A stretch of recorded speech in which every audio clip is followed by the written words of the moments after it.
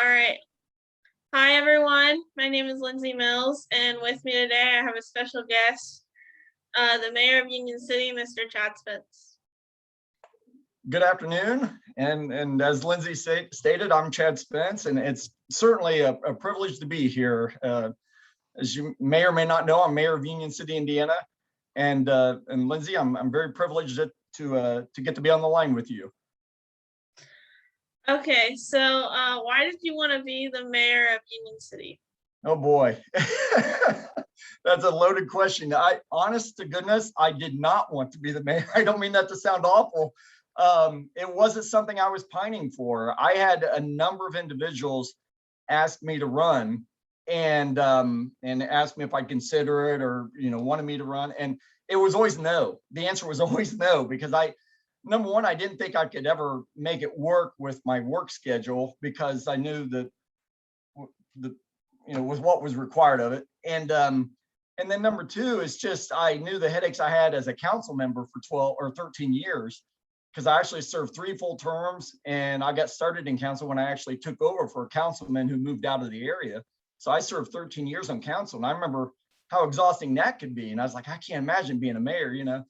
But time and time again, I kept getting asked, and I'm very strong in my faith, and I pray continuously, and I just kept feeling like I was put on my heart to do something about this. I felt like I was being asked or led, if you will, to this position. So I prayerfully entered into it. I said, okay, I will. Well, this is the way it really worked. We had 2 people actually that were going to run for mayor, that I knew, and I thought, oh, that'd be great. And then when I told the mayor at that time, Mayor Brian Conklin, I told him that, hey, I just want you to know I've prayerfully considered this, and that if the other 2 gentlemen decide not to run, I will step up and run for mayor. Well, the next day I was like the lead candidate. Those 2 stepped down, and I was like, wait a second, so I was kind of catapulted to the lead role, if you will. So, but I was privileged or humbled, more or less, to be asked to be in this role. And I do it not because I want to be mayor, but because I want to help the city. And that's the only reason I ever served on council. I just want to help. And I want to do what I can do, everything in my power to help things be better. And that's all it amounts to. That's great. So what does your daily day look like as mayor? Oh, what do you do? I believe it or not, I get into the office about 5:30 in the morning, and I go through emails. I kind of prep, I look at my schedule, kind of prep my day, because I still work for AstraZeneca. I work for the diabetes and respiratory division for AstraZeneca, and that's my day job, so to speak. That's what keeps the lights on and everything in the house. But I spend that first hour and a half, if you will, prepping and doing stuff, everything I need to follow up on the city. I have papers I need to sign. I have emails I address that if they didn't get addressed the night before. A lot of times that morning, though, because my phone, I always have access to my emails. So all through the day with AstraZeneca, when I'm on the road and I'm in an office waiting to see an individual, a staff member or a practitioner or so forth, I'm checking my emails. So I am able to keep up pretty well on my emails. But in the mornings early, a lot of times I'll be sending out emails, things I'm trying to get accomplished. And so the emails I address during the day are a lot of times follow up. The people that I emailed, they're responding back to me. So, but then usually about 7 o'clock, sometimes 6:30, I'll hit the road. And I go into my sales territory for my job for AstraZeneca, and I'm in the field from at least 8 to 4 o'clock every day for that job. But again, because of the phone, I'm on the road a lot. I travel about 1,000 miles a week. So since I've got a lot of road time, I'm doing calls on the road through my phone. I keep both hands on the wheel, and I don't hold the phone. It goes through the car. I sound like an old person, don't I? It goes through the car like you don't already know how that works, and then my emails, as I said earlier, I'll answer those on my phone also, when I'm in the offices or if I've got a downtime during lunch. And so it's a hybrid, if you will, of both jobs. They're kind of mixed in during the day. And then I come back to my office, as you see here, it's about, well, it's 4:36 is what the clock says right now on this Tuesday, November 16th. And I will finish up on anything that didn't get addressed earlier in the day or anything I need to follow up on. And then depending on what time of year it is, like this time of year from, well, it actually started late August, I work a lot for community Christmas. So I'll go home, get changed, and then go out to the park and work for a couple hours, and then get home about 8 o'clock, eat supper, and do a few things on the computer, and then crash. You know, my wife a lot of times will wake me up on the couch, and I go to bed, and I get next morning at 4 to 5 and repeat the whole thing all over again. So that's a typical day. As far as mayor itself, the role itself, it's a lot of it is just setting the vision or setting the tone for the city. Different initiatives that we're trying to get established. I have how you want to say it, not stakeholders is the term I'm looking for. There's key stakeholders that I need to connect with to make certain things happen if we're working on certain initiatives.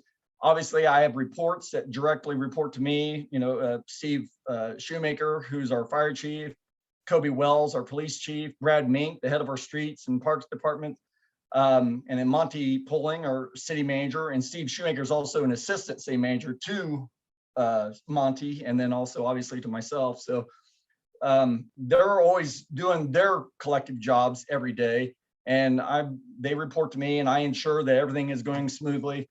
And when things aren't going smoothly, we have to put our heads together and address it and get it fixed, get it resolved. And the problems are all the way across. You know what it's like to live in a household and how things don't always run smoothly, from plumbing to an appliance or you name it. There's always something that maybe needs addressed. Well, it's that way tenfold with the city. There's always something going on that needs to be addressed or corrected or fixed or planned for, if you will. And so that's really what comprises a daily and weekly basis in this role. What have you done during your role as mayor for Union City? Well, I appreciate that question, and I took some notes. These are some. I'm not going to go through everything. These are some of the things that we've done so far, because my wife would always get on me about being a busybody. I can't ever just sit still. And so I think hopefully maybe it's reflective in what I'm about to share here. First of all, I had a vision for the downtown and for our housing. Those are two things I want to accomplish. And so everything I do, I try to somehow gravitate around that to help address that to some degree. It's not that we don't need jobs. Everybody talks about, oh, we need jobs, we need jobs. I agree, we need jobs. We've always needed jobs and we'll always need jobs. But the premise in getting jobs, or really good jobs, is having a great product to sell to the ones who bring those jobs. Because if you think about a large company, if they're going to go somewhere or invest in somewhere, they want to make sure their investment is well cared for. So in other words, if you're going to pack up and move, you're going to go to somewhere that you find very appealing and that you feel like what money you invest in that place you go to, it's going to come back to you. So with that being said, we need to do everything we can as a community and as a city to put our best foot forward. We need to make sure that we're investing every amount of time, energy, all kinds of resources, dollars, and everything that we have at our disposal toward making us the very best that we can be. And so that's always my MO, as mayor and everything we do. So with the downtown, one of the first things we wanted to do is address what was called the green monstrosity or the green monster. That was the green building downtown, which used to be the apothecary building way back in the day. So I worked with the gentleman who owned the building to get a agreed purchase price, and then worked with my city management team and one of the engineers that works with the city in finding a grant that would help us purchase the building. So we got a grant from rural development. We purchased the building. And what I had a vision in there for was, number one, I looked at the city and thought, what do we do well and what could we highlight? And what can we highlight downtown? One couple things we do fantastic is right under your feet in Unions in the school, which is KISS and Apache. Those are two programs they're outstanding programs. And you guys are blessed to have such great programs. They're great programs comprised of great kids and great, great people. So I wanted to put them on center stage. And I also wanted to try to forge a relationship with Ball State, who has what has always been ranked, or for years and decades, because even when I went there in the 90s, their telecommunications program at Ball State was nationally ranked and always has been. And so I was like, what better opportunity than to mesh one of the top nationally ranked telecommunications programs with what is only one of 4 school-owned TV programs in the state of Indiana. Those seem to be like great, partners. And so I had, I scheduled, was fortunate through Missy Williams. I got a meeting scheduled with the Dean of Communications at Ball State College, or Ball State University, the College of Communications, I should say, and Dean Paige Turner, and the interim chair, Mike Spillman, and I and Missy, we all had a meeting, and it went like gangbusters. We hit it off immediately. Of course, it helped the fact that I was alumni, and also my daughter was going to Ball State, or had already applied to go to Ball State at that time. And so that was well received, obviously. But no, they understood what I was getting at, and they shared with me one of their initiatives is immersive learning. They want to get their kids out into the communities. It's like, okay, great. We've got natural alignment here. We need to make this work. And then on the flip side, I was blessed to get to partner with just what I think is an outstanding superintendent in Mr. Black. He's just very forward thinking. He's very out of the box, and he's phenomenal. And so he understood what I was wanting to get done. He was on board immediately, and we ran it from there. So the Green Monster became a part of city property, and it became what I deem the term Vision Corner, and that's what we've named it ever since. Or it's what we've called it, because it's on the corner physically, but I want us to be forward thinking and looking ahead, and hence vision. So we want to have KISS TV in the bottom floor along with Apache. We want an internet cafe in there. And then we also are going to have business incubator space for small business development or entrepreneurship startups, because we want to encourage new business. And that doesn't mean necessarily a big factory. We encourage big companies to come into town too, but we encourage you, Lindsay, or your friends. If somebody has a great entrepreneurial idea, we want to do what we can to help foster that idea and bring it to life. Because you know as well as anybody that times are changing. And that's another thing to consider too, is with the pandemic, one thing it told us is you don't necessarily have to have the big companies come into town to be successful, because people can live pretty much anywhere and work from home. And you're seeing an increasing number of folks working from home. So we could have folks that want to live in Union City and work in San Francisco. That's possible in 2021. It was a pipe dream back, when I was in school. So we've got to think differently. So that's the bottom floor. The second floor is it's pegged for training space for basically business development, business workforce training, entrepreneurial space, additional entrepreneurial space. So picture, i.e. classrooms on the second floor, and partnerships with Ivy Tech, partnerships with Ball State, and also local chamber presence, training space for our local workforce and local businesses.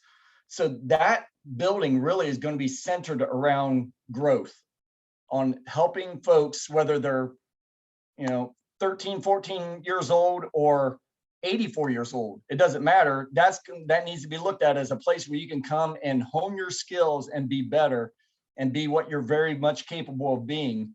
And i.e. Vision Corner. So that's Vision Corner. Since the time that all started, we've garnered over $500,000 in funds to help with the construction, and it's already been gutted. That was an immense cost. That was about $100,000 to have it gutted inside, top and bottom. They hauled off, I can't remember what the exact last count was, about how many dumpsters of debris out of there to gut the building. So now we can go in with a blank canvas and make it what the blueprints show, because we already have blueprints done by Moten Associates in Greenville. So we're going to get that bidded out here soon in the next month and name the contractor. And then in January, we want hammers flying and that building being put back together. So that way in 2020, the beginning of the 2022 school year, kids from Union City, KISS TV, Apache, they can go down there and take part in activity and be downtown front and center. So that's Vision Corner. Some of the other things we've done, we helped draw, I did a lot of research before I took the role. I looked at what does well in a small town in terms of business development. Coffee shop was on every single list without fail. So I reached out to through Greg Beimer, former state representative. I told him what I was looking for, and he said, "I know who you need to talk to." So he paired me up with the outstanding couple that runs Hometown Coffee in Lynn. We had several conversations and got to the point where like, okay, we're on board. We want to come to town. We come to Union City. And so we had a building up here that used to be the former sweet shop. It was city property. We don't like owning properties, but this is a property we were kind of stuck with, and we need to develop it because it's not doing anybody good sitting there empty. And so Travis liked what he saw in that building. He goes, "This is where I want to be." So we rolled up our sleeves. And when I say we rolled up our sleeves, we literally rolled up our sleeves. I was going in there with a hammer drill, as was Travis, as was the other council members, and we were chipping off the old plaster off the side of the brick so we could start to get that inside building and get it ready for a coffee shop in terms of what you see today. And it was a lot of work. It was very dirty work, but it was all worth it. It was a very time consuming process. That place opened up probably about a year later than what I wanted it to. And I'm sure it was a year later when Travis wanted to, but the wait was worth it because I think they do an outstanding job. And it's really a neat coffee shop. In fact, I just came there before I'm sitting on here on the Zoom meeting with you. And in fact, there are a couple of students that waited on me that work in there, and or at least one student I know for sure. And there were 3 or 4 tables filled with people in there, talking and drinking coffee. So it's just wonderful. It's something that the town has wanted and needed for a long time. We also worked next door to that is going to be Roots, or a Deli by Roots. Roots Tree Hill Farm. They actually started in Union City originally, and then they opened up the new restaurant in Winchester, which has done very well. They want to be in that spot for their Union City presence, and so those 2 businesses are conjoined. And then we closed the alley and we renovated the alley, and it's not done, but we've got a mural up on the side of the building. We've hung lights. We're trying to create place where people can gather and enjoy themselves. Obviously, it's not somewhere you want to be in January or February, but there's a lot of people that utilize that space during the warm months. And we need to have those spaces too, because God forbid if a pandemic comes around, which unfortunately we know what that's like now, we need that outdoor space that people can enjoy. And so we've done that. We help foster Funes Boutique coming to town. We have a new boutique in town, downtown. We worked with her. We met with her several times. And that's another thing I need to say too. These businesses that you guys see opening up, there is so much effort that goes into them being open, actually open and ready for business. I mean, we meet with them a lot. We have a lot of conversations. We have a lot of different details we need to work out. And then on the back end, they do 10 times that at least in terms of the effort they have to put forth to get the business open and be prepared.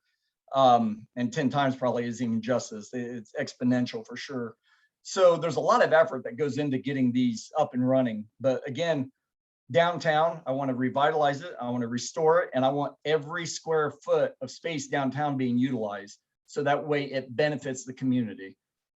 So we work to do that. Then we also, let me see, here are some other things we did in terms of jobs, because I know it's talked, again, workforce development, some of the things I'm focusing on in Vision Corner to help us be as marketable as can be to attract new jobs. Road Builders is a fairly new local company that we helped them get into a different storage building that we had down on Pearl Street, basically to help them expand what they're doing and help them with their production. So that was one of the things we've done to help facilitate industrial growth. We're also finalizing plans around an industrial road out there at the west end of town by Workhorse and Eco and what used to be Applegate's out there too. We're getting an industrial road put in there, so that will help with the industries there and also help with expansion. We're also, the Vision Corner, the cool thing about it is we talk about business development. We're already doing that without that building even being physically open. Bill Corbin, who works closely with me, he's kind of our communications liaison. He's a 1962 grad of Union City and also a Harvard business alum. He's MBA of Harvard, quite a brilliant man. He has basically a training out or curriculum put together, if you will, to where he is working with the workforce out there, workhorse, in training them of soft skills training in terms of employee engagement with each other, employee engagement with management, basically making the bigger, stronger, better employee, if you will, from a non-technical standpoint. This is on what they call the soft skills training, to help individuals in terms of hopefully in promoting skills, if you will, helping them be promotable, because it's more than just technical skills, So that is something that's already gone on, that we've already been providing to Workhorse through Bill. And so again, it's our efforts to help with the industry. I know that ventures out of my scope for the downtown and the housing, but again, using the house example that we used earlier, when you run a house, there's certain things you want to get done and you focus on, but it doesn't mean you ignore everything else. You still have to tend to everything. There's just, your focus might be particularly on a couple items, like say you're wanting to redo a room. You focus on redoing that room, but that doesn't mean you let your garage cave in on itself, So we still have to keep in mind the full scope of the community and what all needs done. But here's some other things we've accomplished. We tore down a dilapidated apartment building over here on the corner of Howard and Pearl, and we've installed military tribute park because we feel like it's very important to honor our military because of the sacrifice they made and will make. We wouldn't be free without them and the grace of God. So we want to honor them, and part of that tribute park, there are pavers that are for sale, and they're actually being installed around the statue that's been installed. And the pavers, individuals can buy those pavers and have carved on the paver anybody they want to recognize that's served in the military, past or present. So it's just a way for us, again, to honor our military. And it's pretty fitting that it sits right next to the Legion, too. We raised, right in that area, too, we raised $107,000 to move a rail tower. That, if you remember, the rail tower actually used to sit right across from our office. It actually was hoisted up off of its foundation and hauled downtown, which was quite a spectacle. Actually had TV stations that come to town and grab footage. Fox 59 out of Indianapolis did a story on it. So did Channel 2 out of Dayton, Ohio. And so that $107,000 that we raised, we were able to move it, and we're in the midst of restoring it now. And it sits right across from Military Park. And that's going to serve as our downtown. It's going to serve multiple things. One, we had no restrooms in our Artisan Crossing in our downtown park. So it's going to have restrooms in it. But the upstairs is going to be basically a museum dedicated to rail workers. And it's going to show what it was like to work in that rail tower back in the day, because the rail industry in this town is significant. Union City pretty much wouldn't exist without rail. It was where what they called the Big Four met. There were four major railroads in the United States, and they all intersected in Union City.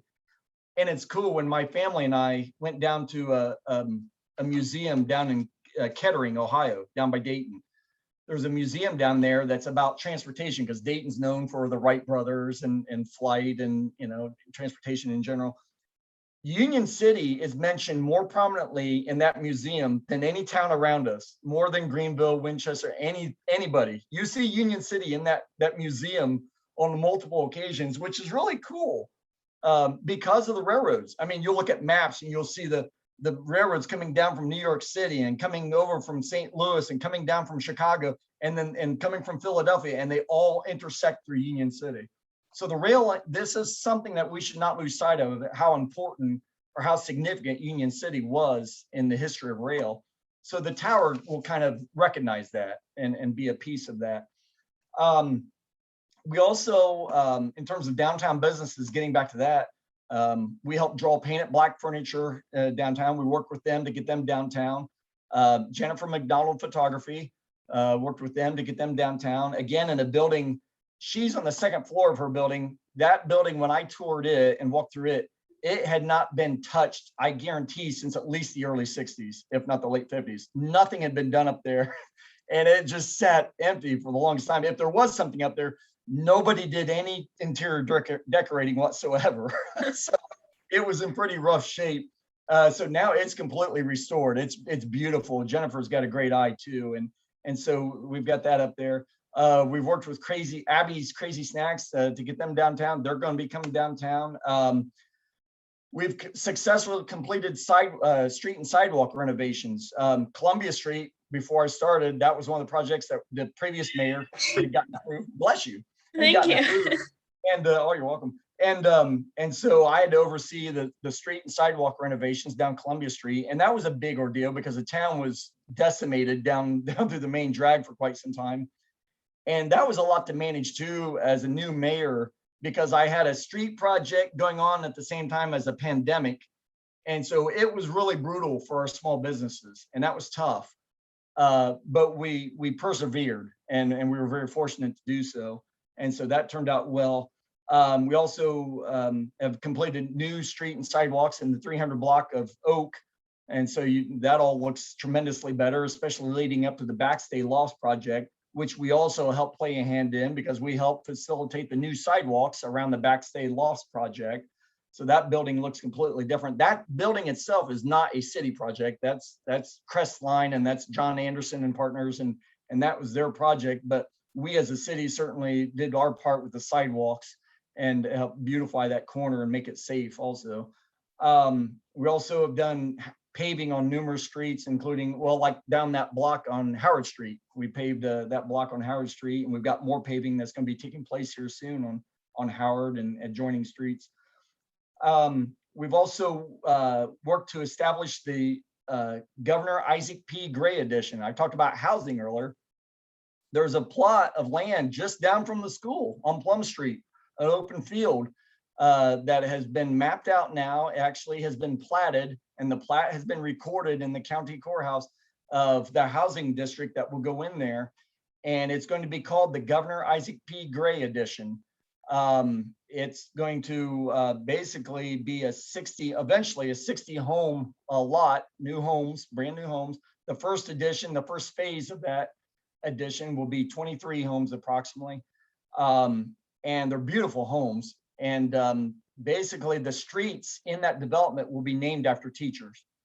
And so we haven't revealed who the teachers are yet because we want to make that a special reveal, but it's in honor of significant teachers in the school's history. And we feel it's right to honor our teachers as well, because they make a huge difference in your lives. And trust me, I remember being your age, and you don't necessarily always think about teachers making a huge difference in your life, or maybe you do, you probably do. I did not, but after I got out of school, I realized how special teachers were and what a difference they did make. And I've got some teachers specifically that I would not be sitting here, anywhere near here, if it wasn't for them. They're such difference makers, so we want to honor them. But that's the Governor Isaac P. Gray Edition. So that a lot of work has gone into that, because you have to work out the infrastructure, where the utilities are, where the roads, how they're going to be laid out, all the different permits you have to go after and everything. So that's a very strenuous process, but it's going to be one that's well worth it. So building will begin in 2022 on that edition. We also helped with creating ROCK, which is renovating our community. That's a not-for-profit group that we started. Basically, we get a house gifted to us, and we go in and we renovate it, we restore it, and then we flip it to a homeowner. And case in point, our first successful project was done on the corner of Division and Columbia. 2-story house. It is beautiful now, but it was in rough shape, and nobody was interested in it. It was only selling for 20,000, and nobody was, going after it. And I knew what the story of that house was going to be if we didn't step in. It was going to sit empty, and if somebody did buy it, it may sit there for a little while longer, but just not get the loving probably that it needed and deserved. So we were fortunate. I reached out to the owner of the house, told her what we were doing. She was very gracious. She gifted the house to us, and basically through volunteer efforts, we went in and restored that house, and we sold it to a family that lived out of town. They now live in town. Their brand new little baby, and it's just a wonderful story. So now the idea is wash, rinse, and repeat, like it says in the back of the shampoo bottle. Now we go down around the block, and we've got a house across from right behind the library, actually. That's our next project. And so that's what we're going to do, same thing there. And one house at a time, that's a motto. We don't expect this to be the end all be all. What this is a step in the right direction to do what we can do, affect what we can affect, and hope that it takes hold on other people in the community, that other people see what's possible and they get behind it and they will do what they can do. Because I'm going to tell you right now, nobody should be putting their faith in me or the government. And that may sound awful and maybe even sound disconcerting to somebody watching this, maybe even yourself. But what I mean is, don't look for somebody else to always solve your problems, because you are more than capable. And if I'm ever going to be a successful mayor at all, it's going to be because of all the people in this community that realize all the abilities they have and how they can rise up and meet any challenge. I can't do that on my own, nor can anybody else working for the city do that on their own. We are exponentially ahead and we are exponentially better if every individual in this community realizes the important role they play in this community and what they can mean for this community, what they can do for this community. You know, JFK said, don't ask what your country can do for you, ask what you can do for your country. I know it's become cliche over the years, but it really is, it's still the truth. It really is, it is still the truth. So that's I'm hoping people take hold of that. I really do. And we've also created a facade program. Getting back to the downtown, we've created a facade program where people can invest. If people do stuff for the outside of the building, if they invest, we will match it up to 50% up to $10,000. So if they spend 10,000, we'll give them 10,000. They spend 5,000, we'll give them 5,000. Obviously, they have to present what they're going to do beforehand. Council approves it still. But that money is available, facade matching program available to business owners, building owners, and it's for exterior improvement.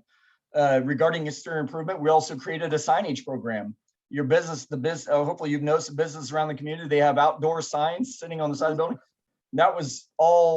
That spawned from a afternoon with my wife and I sitting in the vehicle at an intersection at Columbia and Pearl. We're heading north on Columbia. And I told Gina as we were sitting at the light, I said, pretend you're from out of town. Tell me what businesses are down here. And she started looking around. She's like, well, I think there's an antique store. And that's only because there's a giant banner that said antiques in the corner of the Kirschbaum building. But you couldn't see, there were no other business signs that were visible as you're driving down. And so they need that awareness, because they need to realize that people from out of town, they don't know where businesses are. They don't know what's what. But now you can drive down the street and say, oh, there's a coffee shop. Oh, there's a restaurant. There's a Mexican restaurant. You know, they can see that now. So that was another initiative that we started. We also, regarding downtown, we put in a downtown speaker system because I wanted, again, creating that place, that atmosphere. I wanted the vibrancy downtown. That really spawned out of my love for Christmas. I want Christmas music playing during Christmas season. But we're able to play music throughout the year. We played spooky music during Halloween, during Halloween festivities. We play upbeat music, that we play patriotic music during Memorial Day and July 4th and so forth. So it's just really a way to enhance the atmosphere and create more personality in the area. We also, we put in a new covered bridge in the park. Now that was actually paid for by Community Christmas. But it also, we had city help that helped put the project together, that helped finish the project. But it was all hands on deck, because John Goodhue and Goodhue Roofing, they sponsored the roof. Jenkinson's R&L Painting, I think it was, they helped paint the sides, which they did, both parties did a phenomenal job. The roof looks fantastic. The sides of the barn, the paint job is just phenomenal. It all looks wonderful. Larry Anspaugh poured a lot into it. He did a lot of that out there. And then he had volunteer help too. And then also we committed a city guy to help get it done once again. And they all just did an outstanding job. And so we've got a covered bridge in the park that we're going to promote. And it's going to be all lit up for Christmas, of course. And so I want that to be a calling card for the park, because our park really it's one of the best parks in the region, not just the area, it's the region. It's to have a 70-acre park in a small community, that says something. That's a blessing. And that's very, very, very rare. So we want to promote our park big time. we've also, regarding community Christmas, we also worked on wayfinding signs for community Christmas. And what I mean by that, the community Christmas symbol is just an outline of a Christmas tree, and it's lit. Mhm. And so I'm like, we need to promote that, because people come in. We had over 11,000 cars coming to town last year. Wow. And to help, and another thing to keep in mind, 25% of all consumer dollars are spent in Christmas, in the month of December, between Thanksgiving and Christmas. 25% of the year's consumer dollars are spent within the span of about 35, 40 days. So I'm thinking to myself, we need to capitalize on that. And if I really want to help grow this downtown, grow this community, we need to draw that traffic into the town and not just on the outskirts of town. So we created these wayfinding signs, and they're going to go down Chestnut eventually, but this year for sure, they're going to be down Columbia Street and down Oak. And so people coming into town, we're going to take them, because we're actually going to shut off the viaduct entrance out there at the West End on the weekends, just weekends, because of safety. It was a blessing and a curse last year when Community Christmas was doing so well. We had traffic backed up on State Route 32. Oh, wow. Yes. And so if you've ever seen the movie Field of Dreams, and if you like baseball at all, I encourage you to see it if you haven't seen it. If you hate baseball, you may not enjoy it that much. But it's like Field of Dreams. I mean, the car, you can see headlights as far as the eye could see when you're standing in the park. And it was awesome. It gave me goosebumps that night. I remember driving out there and seeing that. And so I want that traffic for safety precautions. I want it diverted off the highway, but I also want to draw it downtown, bring them downtown, let them see all that we have to offer. The businesses are going to stay open later this year on the weekends, and hopefully they'll stop, spend some money, and then come on out to the park and see the lights. So we want to bring as much of that outside dollars, as many of those outside dollars as we can, into the community. So we also established at the beginning of the beginning of this year, I think we officially adopted it. It was, or maybe I'm trying to think when the time frame was, because everything's been so busy, but we established our first city flag.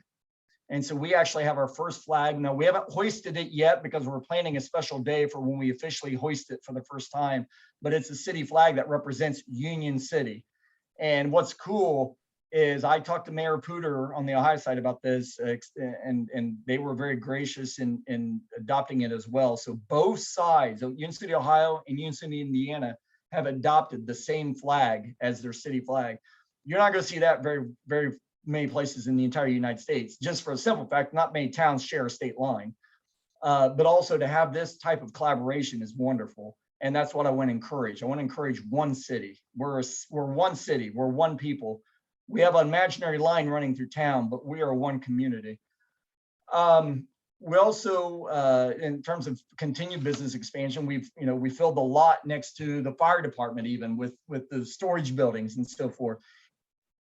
It's things like that, as small as that may seem, we're always trying to think, how can we capitalize? How can we improve our community? How can we grow it? How can we make it better? We do that on a daily basis. And it may sound, to some, it may sound exhausting, and it is. It can be very tiring, but it's also exciting. And it's also something, again, I want to take root in others to see what's possible, and for them to get excited and get behind it and come up with their own things that can help the community and help others. If we think about what is best for somebody else and not ourselves, if we can think about how we can help others, how can we make other lives better, we're going to be so much further ahead. We really are. Because it's not about us. It's not about us as individuals. It's about what can we do for someone else? Because, the beauty of that, if we all live that in every fiber of our being, look how many people are going to be caring about you, Lindsay, that want to make sure Lindsay's doing well. They're going to make sure Lindsay's doing okay. Lindsay, how can we help you? Lindsay, what do you need help with? Lindsay, because they're going to be reaching out. You don't have to worry about yourself anymore, because you got tons of people around you worried about you, and concerned about you and looking out for you and wanting to help you, wanting to support you. If we all do that, look how great things could be. Just imagine how wonderful things could be. And that's not a pipe dream. Unfortunately, we don't see it a lot in today's society, but just because we don't see it a lot doesn't mean it's not possible. And so that is really at the core of what I'm hoping to establish in this community. And it's not always perfect by any means. And I will never pretend it's perfect. And it never will be. There's no place on earth that's perfect. There's no person on earth that's perfect. We lost Walgreens. They went out of business, and that wasn't anything of our own doing. They do that across the country. If they have certain places they just pull out of. Because I know there's an empty Walgreens building sitting up at Decatur that I pass every week while I'm up there and part of my sales territory. That was their decision, but we're working to get it filled. There's always setbacks. There always is. There always are, and there always will be. But it's how you address those setbacks and not let them hold you up, not let them stop you, not let them deter you from what you know is possible and what you want to accomplish. And so, sorry, you asked one simple question and I went on for a little bit of time, but those are just some of the, actually there are other things we've done, but those are just some of the highlights that we've done so far. So how has the COVID-19 pandemic affected your role as mayor? Oh, mercy me. You know what? Good and bad. And really, I think you could say that in many ways.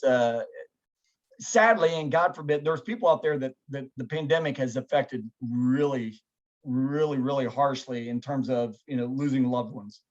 I'm blessed beyond measure because I did not lose any close family or friends, but I know I take it back. I did have a friend pass away with not what I would, it was not part of my inner circle, but he was a friend that I thought of very dearly. And he was a very wonderful gentleman. And so there's that component of it that helps me keep things in perspective in terms of my role as a mayor. It's like, okay, you can't get too down on things because there's other people that have a much bigger battle than I do. There's people fighting for their lives. I'm simply trying to keep things afloat from a community perspective. So that helped with perspective. But it also, one of the silver linings was the fact that in my day job for AstraZeneca, I was pulled off the road for several weeks, as a lot of companies did. They shut down. And so I was able to be in my office every day during the pandemic. I never missed a day. I was in here. The only time I did miss time was when I actually contracted COVID. I had to stay home, but I still did work from home. And so I was able to get a lot of stuff, kind of get my feet underneath me, if you will, because we accomplished a lot of stuff even in the midst of the pandemic, which was not easy to do because everything, I mean, you had some place, like supplies that were limited. You had, if you were waiting on certain materials, they may not be working that day. So it was a lot to work through. And it didn't stop us though. What it did is it slowed up some projects. It slowed up like the coffee shop, for example, and other projects. It slowed them up significantly, but it didn't stop them. It didn't stop us. And again, it helped me get my feet underneath myself. So that way, when I did return to the field for my job, I'd had several weeks of day-to-day work in my office here in the city to help me really get grounded and establish a foundation.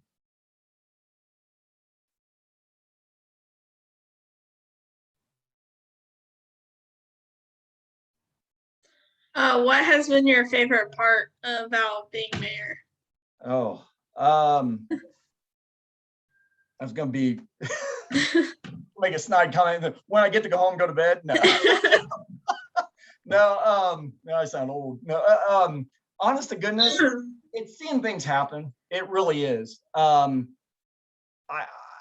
I can't tell you how overjoyed I was when the day that building got painted. I've taken one vacation, true vacation, since I've been in this office, and we went down to Orange Beach.